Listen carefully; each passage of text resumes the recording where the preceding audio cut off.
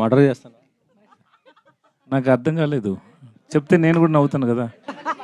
మిమ్మల్ని మర్డర్ చేస్తుందా ఈ సినిమాలో అంటుంది సార్ విజయ్ సేతుపతి గారు. రోజు షూటింగ్లో షార్ట్లో ఎక్కువ యాక్టింగ్ చేస్తారు.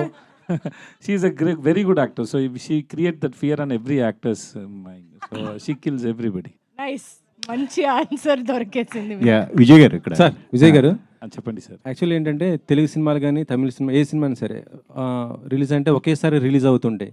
కాకపోతే మీ సినిమాలు ఏంటి తమిళ్లో ఫస్ట్ రిలీజ్ అయ్యి ఒక 1 వీక్ లేదా కొంత టైం తీసుకుని రిలీజ్ చేస్తుంటారు, ఎందుకని సార్?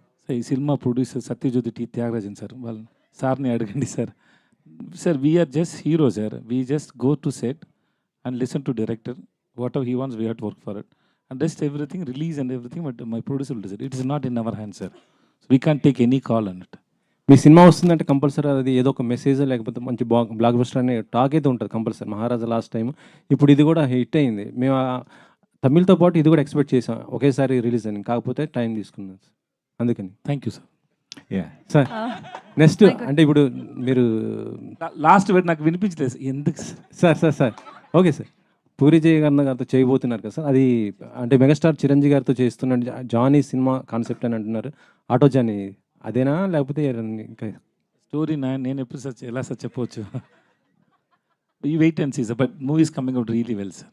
పూరి గారికి ఫిల్మ్ ఎలా ఉండబోతుంది సార్? తెలుగు అంటే మీరు Telugu first cinema whatever film in whatever language we do know, sir, unless until you an audience see the film, we can't say, we just try to make good film to entertain audience, but unless until you say it, no, that we can't confirm it will be a sure hit.